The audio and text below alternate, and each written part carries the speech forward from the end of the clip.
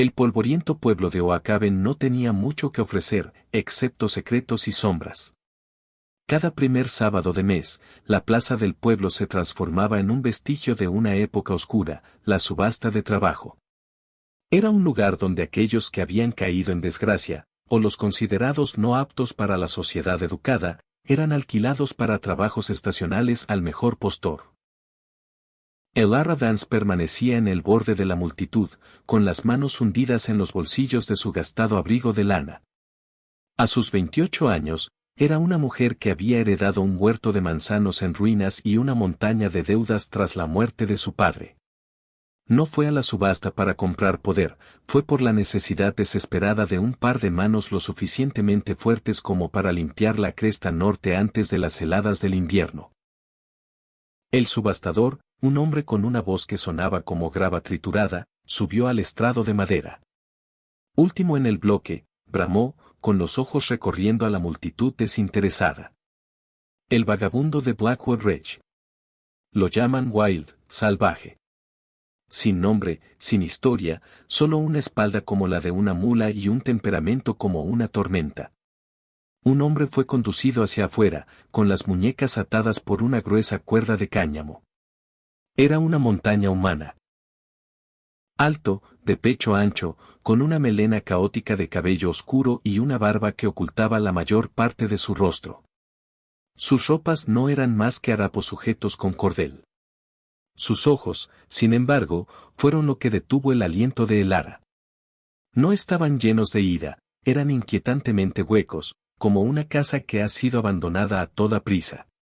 Oferta inicial, $50. Gritó el subastador.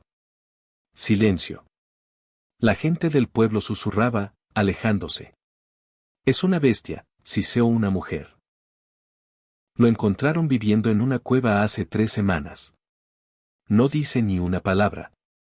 Te mataría mientras duermes por una corteza de pan. ¿40? ¿20? La frustración del subastador crecía. Que alguien me quite a este animal de las manos. Está comiendo más en la celda de la cárcel de lo que vale. Elara miró al hombre. Él no miraba a la multitud. Estaba observando un único diente de león marchito que crecía a través de una grieta en el escenario. Se veía tan profundamente solo que una punzada de reconocimiento atravesó a Elara. Ella sabía lo que era ser juzgada por los fracasos en lugar de por el corazón. Metió la mano en el bolsillo. Sus dedos rozaron 3 billetes de $1 arrugados, el dinero para su almuerzo de toda la semana. $3, dijo Elara, con voz temblorosa pero clara. La multitud estalló en carcajadas. El subastador se burló. ¿$3 por el salvaje? Señorita, se la comerá entera en 1 hora. $3, repitió ella, dando un paso adelante.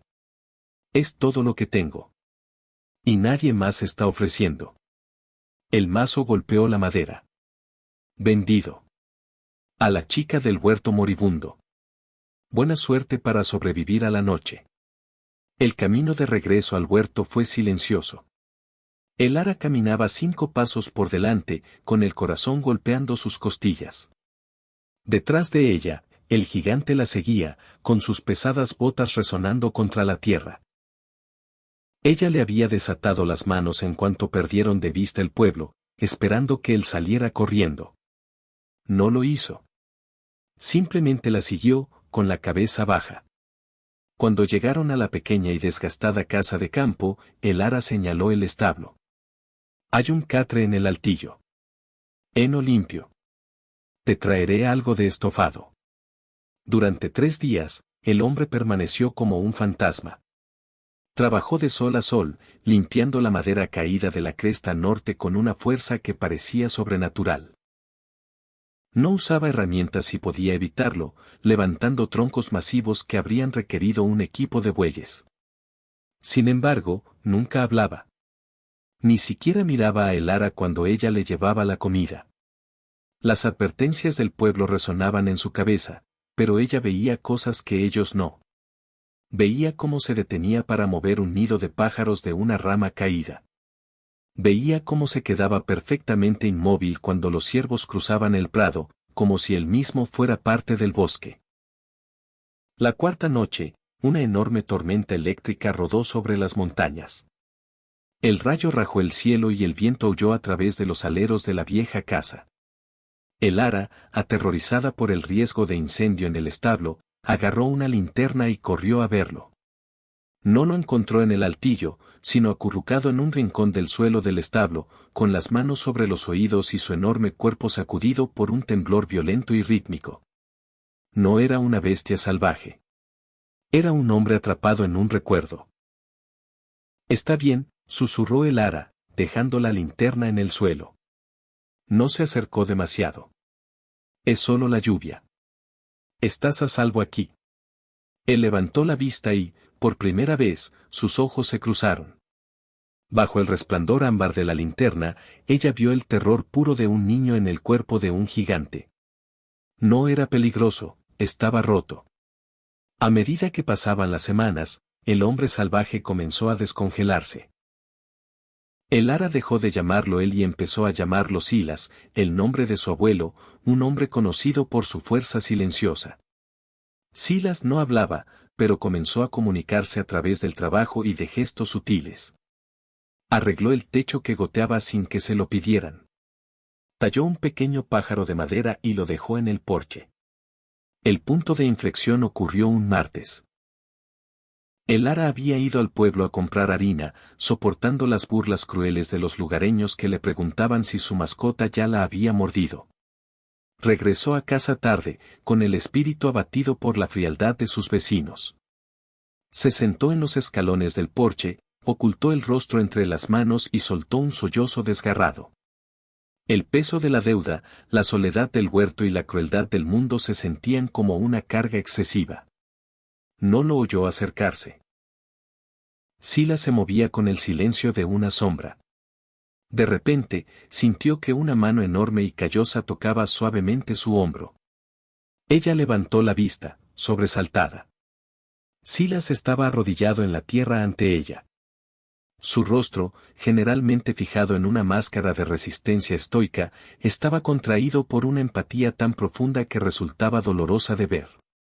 Él extendió la mano, con movimientos agónicamente lentos, como si tuviera miedo de romperla.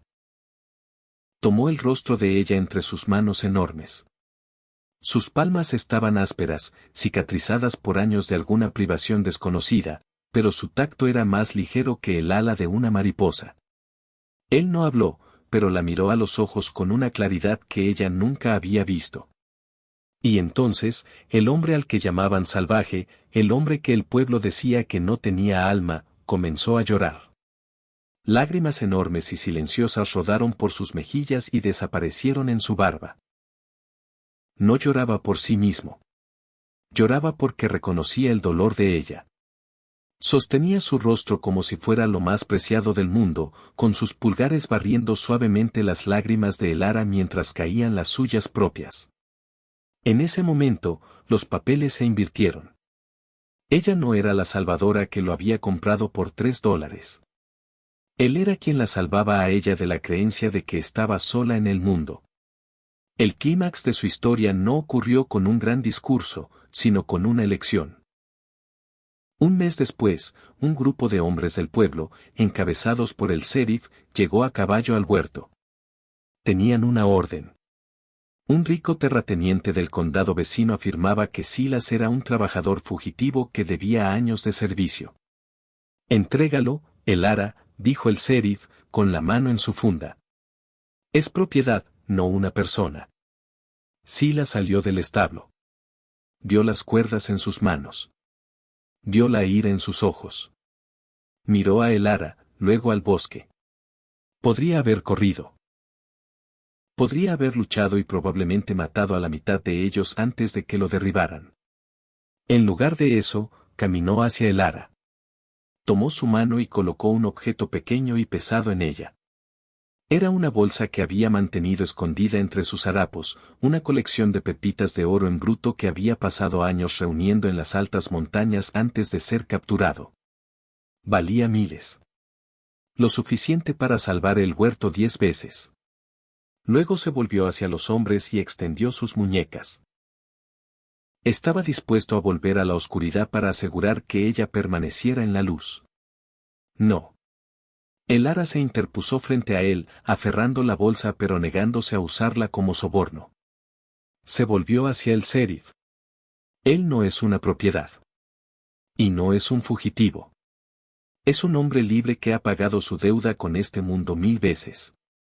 Se mantuvo firme, una mujer pequeña contra una marea de prejuicios. Si se lo llevan, me llevan a mí.